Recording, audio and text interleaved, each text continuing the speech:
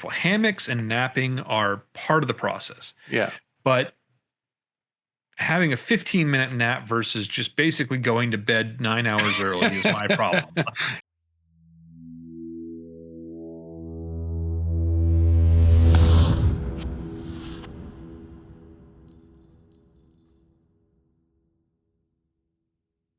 We talked about this earlier. Why don't we talk about, real quick, all the things we do as writers that have nothing to do with writing?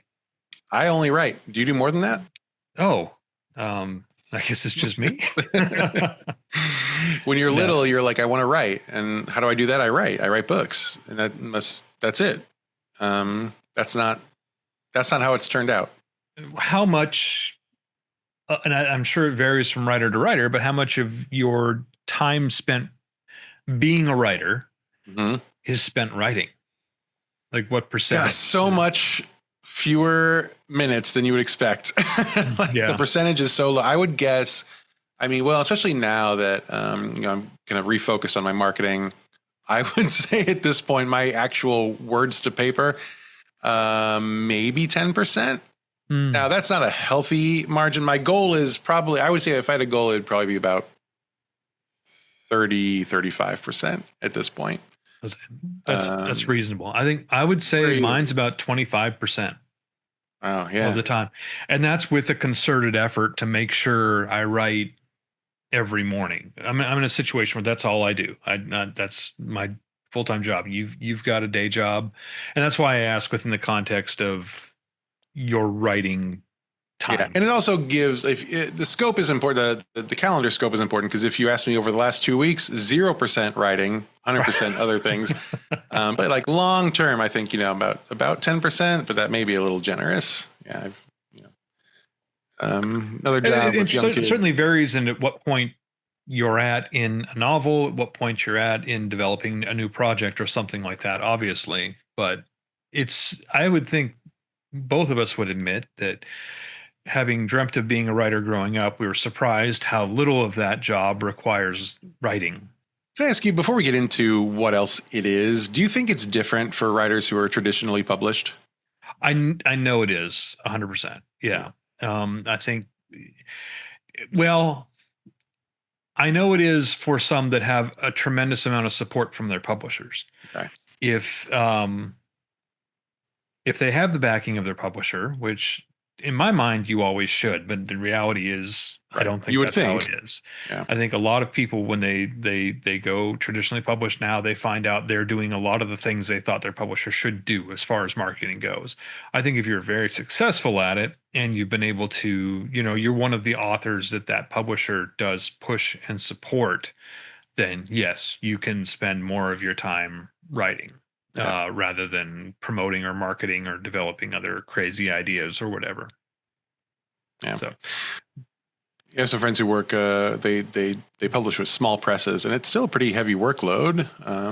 Small press, I think is it's closer to indie, certainly. Yeah, it's basically being indie published, from my understanding, from the people that have done it and from the people I know.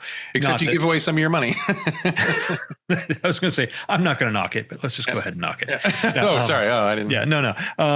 It's I started getting served up today on. We had just recently talked about YouTube and TikTok and stuff like that. I just started getting served up.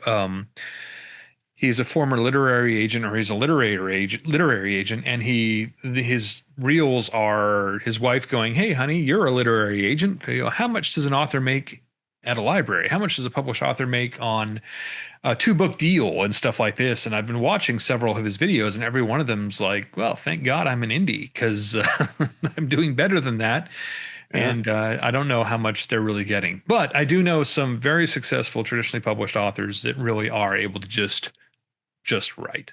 Yeah. And that's their focus, is writing and creating new works and stuff like that. So I do think they are the outlier these days by far, though. I think it's the work, we'll call it the working author, has a lot more on their plate than just getting to the next book.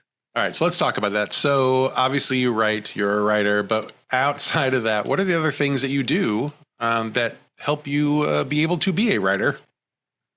So some of the things we've talked about recently is certainly maintaining a presence on social media. I think that's for um, awareness sake, for making yourself known to people that don't know you, but also I think engaging with your readers and engaging with your audiences, I think is tremendously important and time well spent. Yeah. As we can look at our day and all the things we do, and we can say this was time well spent and time wasted. I think engaging with readers is it's also one of the most satisfying parts of my day is getting to talk to people and getting to chat with people. I really do enjoy it more than just about anything else. So, um, but I think it's interesting when we think about, we both have backgrounds in marketing. And so our brains are kind of wired to think about customer relationships, customer mhm, relationship management. But you're right so that's important, making sure the customer feels like they're involved in the process somehow. But I like the point you brought up about how that's also kind of the best thing for us, because that's who you're doing it for, right? Like, and mhm. just like being able to connect with people on that level it's really incredible. And from a marketing standpoint, it's great because they're feeling connected with, but really in some selfish ways, it's that is the most rewarding thing for sure, to have someone to say like, I loved this, or I'm so excited to read it, or I bought copies for my friends, or I'm telling everyone. What an honor. It's incredible. It really is. And I think, that's something that I think authors traditionally haven't obviously until the last 15, 20 years even had access to, other than one of my favorite books growing up was Dear Mr. Henshaw. Did you ever read that one? I did not. It was Beverly Cleary, I think, and it Okay. was all about the whole thing was written. It was a young boy given a class project had to write a letter to his favorite author, and it was Mr. Henshaw. And so the whole book is written as a back and forth series of letters between this kid and this author Hmm. over the years. And that was obviously fan mail was a thing or whatever, but now it's this instant thing. I put out a book last Tuesday, and I'm just now getting people emailing me going, "Oh wow, this made my day." And to have that instant kind of feedback and to know that what you did made someone's day brighter, touched someone, all that is just incredibly satisfying. So it's very gratifying. Yeah, I think one of the things that we'll probably come back to as a theme through this conversation, I would guess, is that when you're actually doing the work of writing, it's very insular, right? Mm. You do it yourself, and it's not a community project.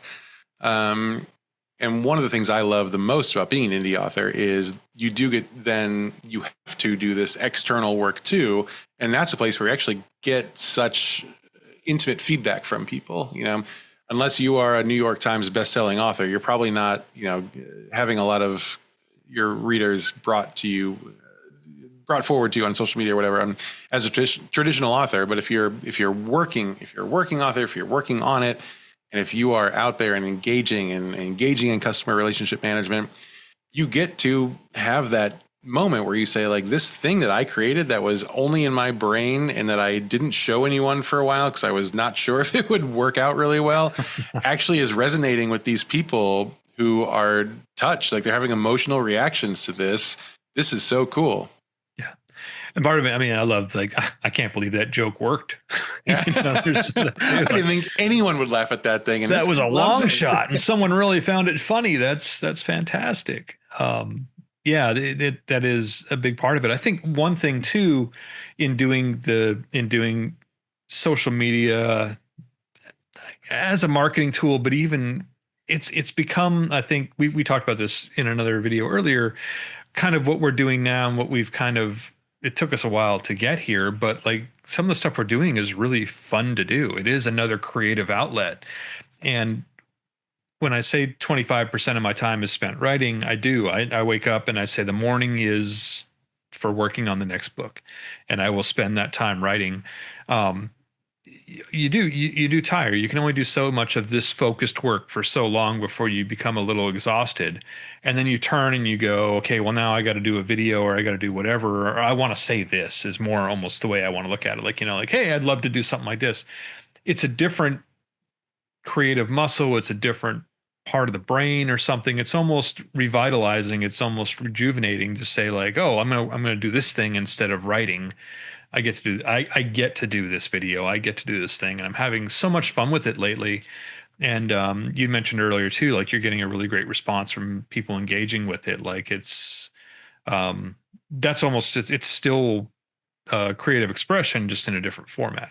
Yeah, and sometimes it actually gets a little difficult to say, if you're on TikTok and you're making a video that people love, that feedback is so instantaneous, right? And your Mhm. dopamine levels are like so quickly there. It's like, I could just do this and never write again. So sometimes it's like, oh no, wait, actually, I need to dedicate some time to writing the next book.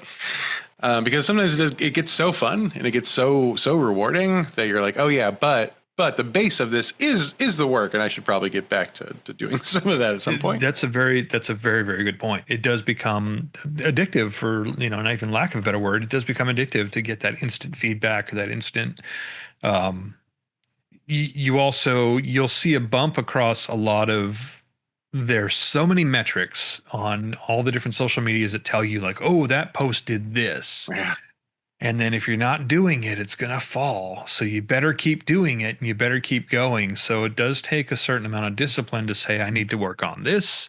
I need to do this. Like, these different tasks do need to be addressed, but man, you always got to go back to that writing. But yeah, you're right. It does become like, well, that was fun and rewarding. Let's just keep doing that over and over again. yeah, yeah. But you got to have new things to do that about. So better get writing. Mm-hmm. All right. So you write, you do videos and other marketing content. Let's say we assume we all do we fill our orders, which if you're lucky takes a lot of your time. It does. And that's kind of a double-edged sword, huh? It's like I'm so grateful to be filling these orders, and I am so exhausted from filling these orders. Yes. And I just this last week we went on vacation for just a weekend. I was like a Thursday through Sunday kind of thing. We just got a house with some friends nearby, and damn, did that back things up. And I came back, and it was like 3 straight days of catching up, because I also feel this, um, it's that customer service drive in me too. As much as I want to make sure everyone likes the books, I want to make sure everyone likes the service and they get their books on time or whatever. So we came back to, things had backed up for a few days, and all of a sudden it was like, I gotta get these all done. I'll get this. And then what fulfilling all those orders leads into is inventory too. Like, all of a sudden you're managing book stocks and stuff like that.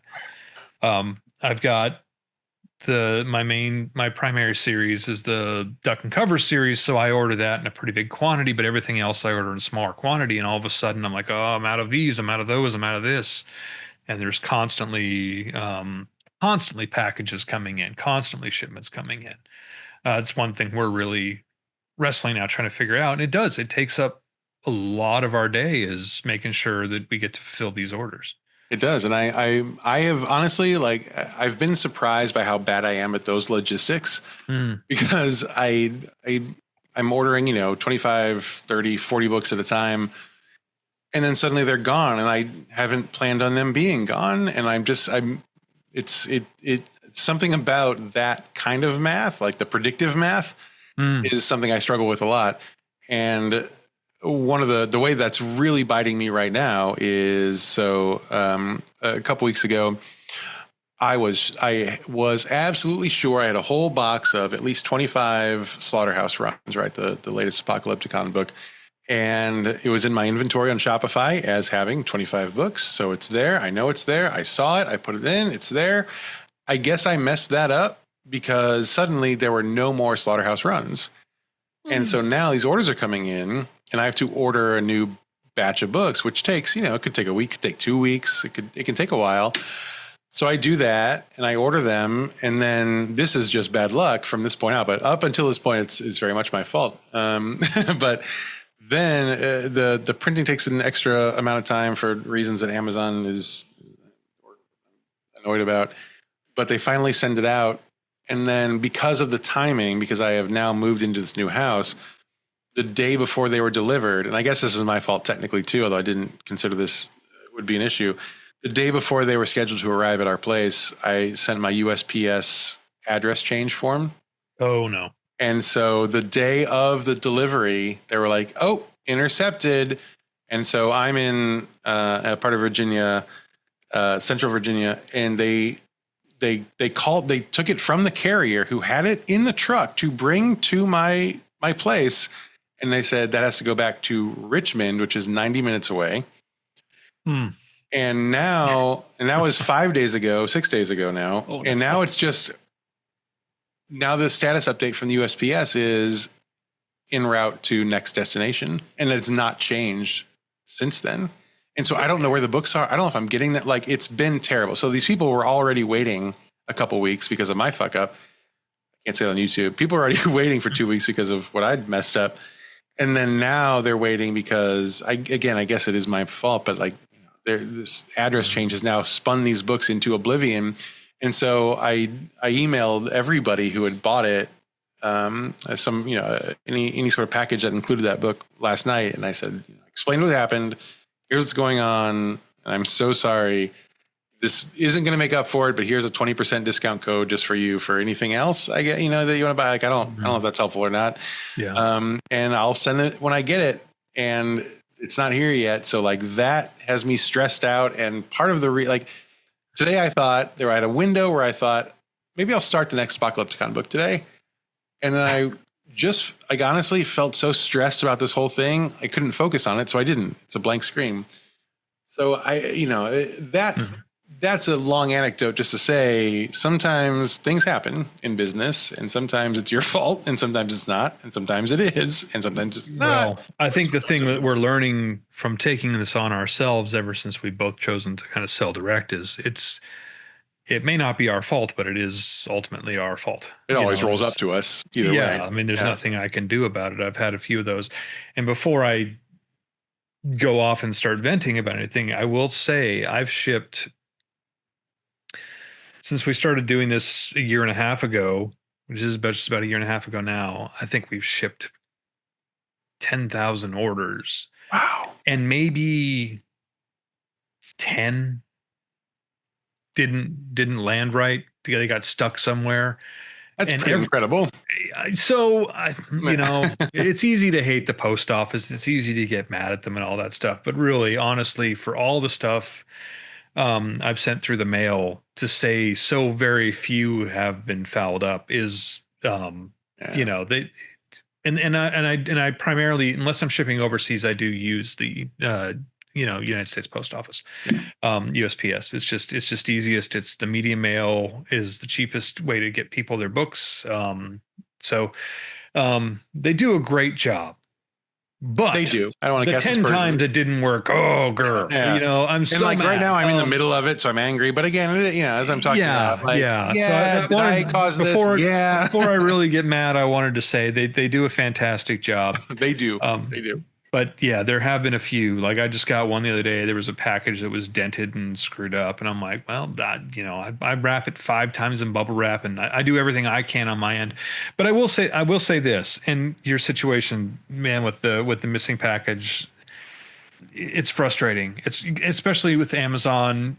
Their printing is so, it could be a few days, it could be a month, who knows? Yeah. We've tried to work around that. We're working with a printer. I think you're talking to them as well. Yeah.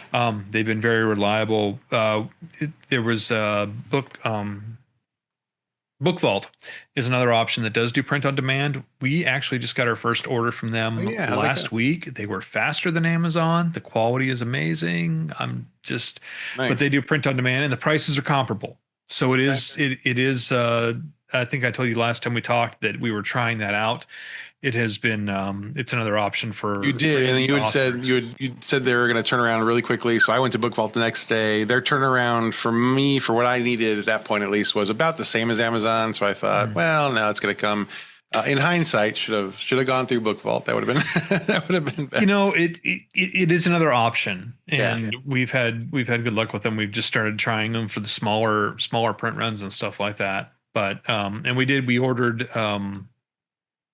something, and it was like, oh, you'll have those next week. And we're like, this is fantastic. So we ordered some more of something else, and like, oh, it's 3 weeks. So, but I have found if you reach out to people and you tell them, This is Yeah. what's going on. I'm sorry. Yeah, Yeah. here's a And discount. Here, I'll throw in.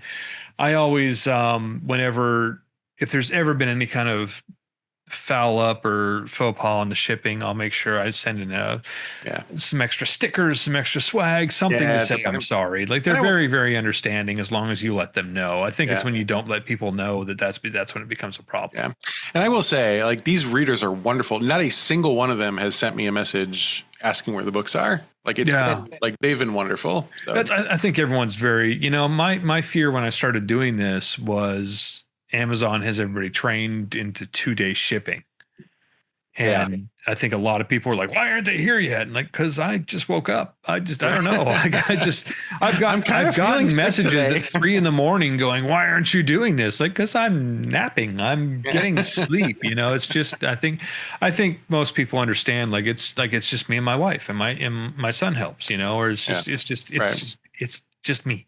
Yeah. It's not, we're not a huge organization. We're all that. So, Yeah. but I would say that leads into another thing that takes up the time is customer service. Yeah. I mean, there is that reaching out. It takes time to write those emails. It takes time to do those things.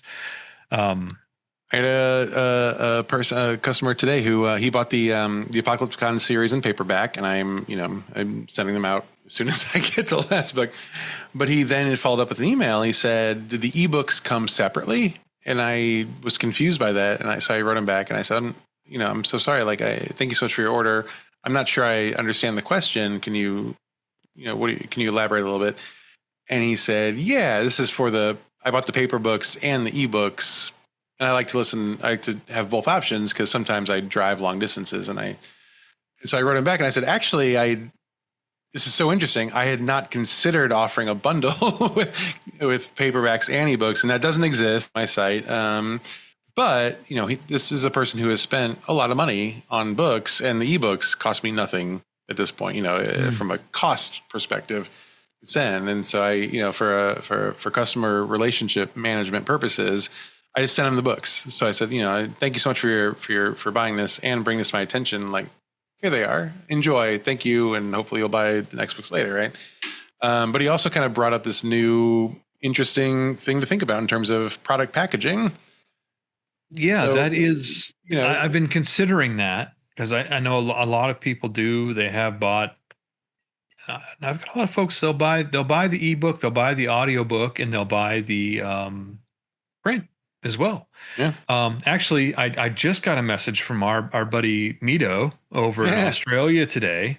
Yeah. And he was saying he listens to because he does all these like crazy like overland tours. He sent me pictures of his truck, but he like just basically packs up and heads out into the outback. He's the most Australian person. He really is. You can imagine. And he's like, I'm on another, and it feels like every 3 weeks he's on another trip, but he heads like basically just into the outback in this off-road vehicle, and he listens to our audiobooks, yours and mine, the whole way. And then when he tucks in for the night, he's like, I like to read it when I'm not driving. So he'll sync it up, and so he'll buy both versions. He'll buy now that I'm reading or listening to audiobooks, I was on we took a weekend vacation a few weeks ago, and I started reading Red Rabbit by Alex Grecian. Really loved it, and then got back, and my life is a little busier when I'm not on vacation. And so I went on into Audible, and I got the audiobook, and I was like going back and forth too. It's genius, really. It's a great idea. So why not offer that? So anyway, we're kind of straying a little bit, but sure. But yeah, customer service is a huge component of it. It can take up a lot of time because you want to give attention to those people, and sometimes they will be repeat customers. Sometimes they will give you new business ideas, new product ideas. Everything we've been talking about is basically all, we can boil it down to say there are so many other things you have to do. Customer service, you have to do logistics, like the things you would never think would be a problem are a problem, and you have to be ready to deal with those, even though you have no idea how to deal with it. So marketing, content, logistics of distribution. We've got customer service. What else? Is there anything else you do? I've personally backed myself into a corner by drawing something every week. I do. Have you made that promise to people? No, I haven't done it as like there'll be something new every week, but I enjoy it for the same reasons I enjoy doing the video content. Is it's a different creative muscle. It's a break from writing, and I just really enjoy. I have found that sending an email out, the more emails you can send out, the more you're in somebody's inbox, the more books you're going to sell, quite honestly. But I also, again, go back to I enjoy the engagement with customers. So one of the things I have done, I would imagine almost anyone watching this video is probably on my email list, but every Friday I draw. My company is called Danger Bear Industries, so I draw this character called Danger Bear cosplaying as a different character. Last week or a couple weeks ago, it was Bob and Doug McKenzie. It was Superman. I've got him as Condor Man. I've got him as John Wick. I think, by the time this airs, I've done more than 50 of these different characters. It's amazing. Everything from Edgar Allan Polar Bear to Abraham Lincoln. That was Abraham Lincoln, I think was one of my favorite. That was 4th of July. So, but it's fun for me, but it's also, it's become a challenge I've given myself. It's not something, if I don't do it, I don't think it's going to be missed. But every Friday I just send out my Friday emails are really just like, here's something funny that happened to me this week. And I also drew this bear for you. That's all it is. But now that I've done it 50 plus times in a row, it's like, okay, what else? How else can I do this? How else? You're in the groove. You have to. And it is a break from you're using a completely different part of your brain to draw than you are to write. And you can the best way I think to probably explain that is I can't listen to an audiobook when I write because I can't hear a story and write a story and not get the words confused at the same time, but I can listen to an audiobook while I'm drawing these bears. I can take that in. So that's something else I have to do, or I've put on myself to do every week. I have another company called Twisted Spirit Animals that I'm drawing a new one of those each week as well. So there's kind of a cartoonist illustrator aspect to it. That may count as a different job, but I think they all kind of they all work together. Yeah, and they all make money for you, right? It's all revenue streams in the end. And the point about drawing being a different kind of break from writing, but still creative, I think that's so important because as you know, because you were instrumental in convincing me to start trying to draw. I spent most of my life to this point not drawing anything because I'm very bad at drawing. But with you and Stephen Luna guiding me, I started drawing. And I'm actually pleasantly surprised by how things have turned out. And when I draw, I feel that exactly. Like I'm creative. This is expressing things in a way that is so. It's almost like relieving a pressure valve. Yeah, because writing can be really hard because you have to get it right, and like obviously you can edit it, but like you want it. There is some pressure in writing well, in writing and like telling your story the right way, even though you can edit because you don't want to do a restructure in your edits. But drawing is like I can mess this up as badly as I can. I don't really care very much, but it is getting my creativity onto screen or onto paper or however your medium is, and then it becomes part of your revenue stream, becomes part of your product, and it is a different thing. And I listen to podcasts and audiobooks while I do it too. It's great. It's a whole different zone of being that you get to enjoy. But it also, I think, counts as writing because it's part of the process that keeps you writing and keeps you going and kind of feeds your creativity for the future. I think that's really interesting the way you put that because it's funny because like I think when it comes to art for you and I anyway, like it's the stakes are lower, right? Like no one's expecting greatness from us. Right. I think it's interesting because I think if you asked an artist this, it would be the other way. The art's real hard, but sometimes they're like, fuck it, I'm going to write a poem, and the poem doesn't matter. And it's funny because I started doing, we go to the conventions, we do the books, we do all that stuff. And as just trying to get a way for someone to stop at the table, I started doing these silly characters, these silly cartoon characters. And they kind of the twisted spirit animals, and they took off a bit, and they're really popular at conventions.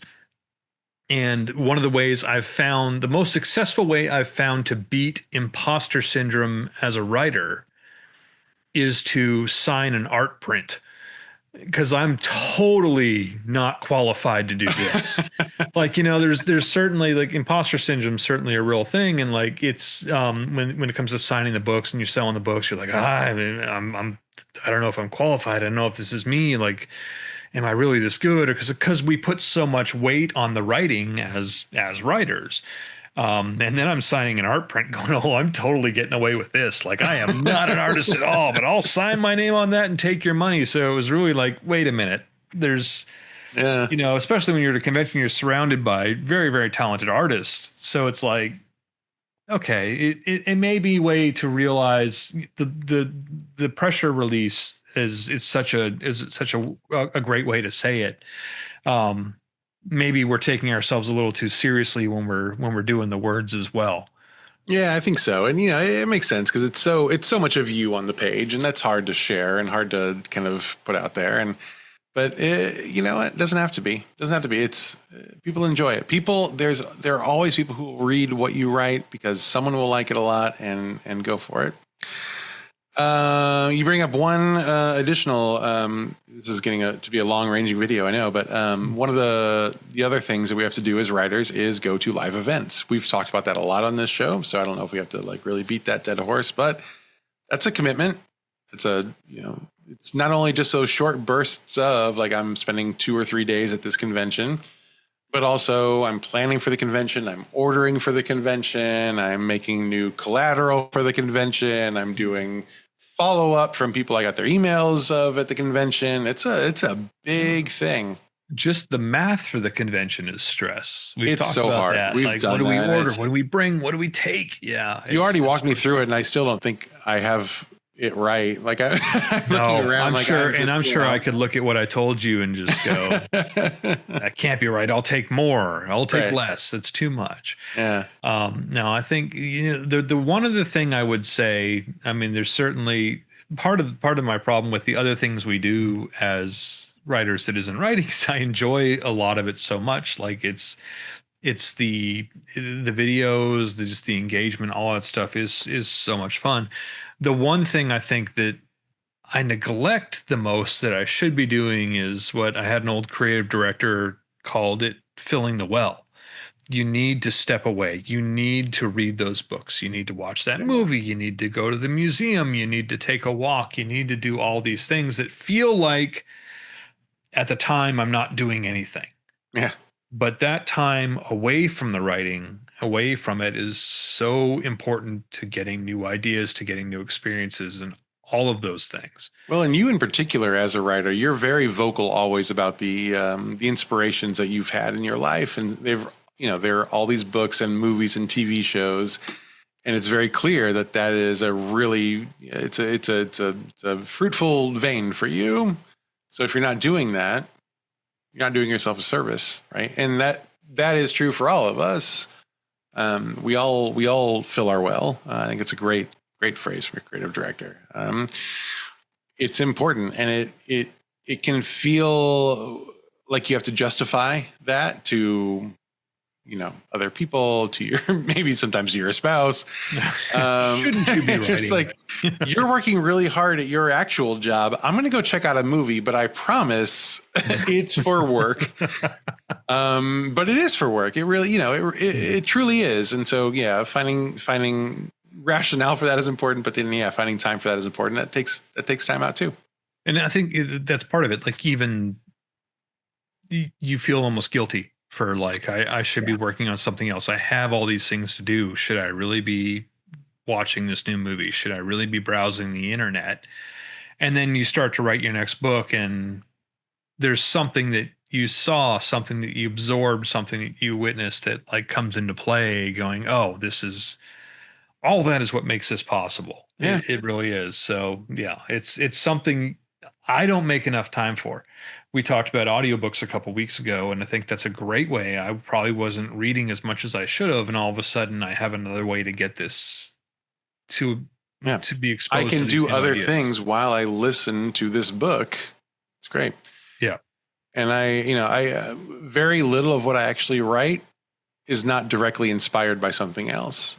And I'm not copying what people do, but I am so inspired by other people's work. I think I want to know what my version of that is. And I Mhm. write that. That's how Anomaly Flats came to be. That's how Demon Zero came to be. Like, it's how so much, and I'm thinking of like two different storylines right now that, are both inspired by other works I've seen or read. And it's just, it does fill your well. And that isn't a really important part of your work. I also, one of my, part of my process is, my writing style, which we should talk in more detail, I think, someday about our writing styles on this series. But one of the things that I do is I will spend time at night in bed, just kind of lying there before I go to sleep, thinking through, like envisioning my next scene of the thing I'm writing. And so, like, actually falling asleep becomes a really productive thing for me mentally and for my story. And so I sometimes do that in the middle of the day. I love naps. I love taking naps for lots of reasons. One of the reasons is because I spend that time just like ideating. My phone is off. No one is bothering me. I'm drifting off into this like liminal space mentally, and I'm coming up with ideas. But when your spouse says you're napping, it's 11 o'clock on a Tuesday, it's hard for her to understand, but it's hard to pass off as work, but it is work. And I always tell her, like, I'm ideating. I don't think she buys it, but it's true. Letting the idea percolate, letting the idea fester is such an important part of it. And I'm working on a project too that a lot of this stuff is coming up, and I'll have more specific quotes to even help with that. But it is just letting it, even spending years and years in advertising. You get the creative brief, you read the brief, and then you walk away from it. And it looks like you're procrastinating. And everyone's like, oh, it really is the bane of the creative is like, oh, they're procrastinating, they're doing nothing. We had a foosball table, like all this stuff. The whole time your mind's working on the problem. Yeah. And even napping. I need to tell you, have you heard of the Nappuccino? Do you know what the Nappuccino is? Yeah, that's like a 10-minute nap, right? Yeah. Like super short. You drink some coffee. Yeah. And basically because the caffeine kicks 15 in after minutes. You wake up. Yeah. It's 15 minutes before the caffeine kicks in. So you drink the coffee, you take a nap, and 15 minutes later you're up. Yeah. That's always been my problem with the nap. The nap is wonderful. Hammocks and napping are part of the process. Yeah. But having a 15-minute nap versus just basically going to bed 9 hours early is my problem. Yeah. It's tough. If you nap too long, your day is wrecked, and that's not.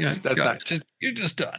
Yeah. But yeah, it's fascinating the way the subconscious works, but it continues to bake the idea even when you're resting peacefully. Yeah. So yeah, I mean, I guess to wrap this up, what I would say is that, even from, someone like from your perspective, or you're writing full time, from my perspective, I'm writing basically part time. It doesn't matter if you're an indie author and you're working on making this a viable thing for you. If you are writing and selling your books, it does take a lot of time, and you can fit that time into your schedule. Ben, you've got presumably 40 hours. I hear that's the standard work week for you to, do all this work. And I have, as a college professor, honestly, I'm luckier than a lot. And I have probably like 20 hours to do this every week. And I do more in the evenings, and like you fit it into your schedule, right? But it is so much more than just writing, but it's also so much more rewarding than just sitting by yourself and writing your great stories. There are so many layers of just like excellence and wonder that you experience when you give yourself in holistically to the whole experience. It's a lot of work. It really is a lot of work, but it really is so worth it.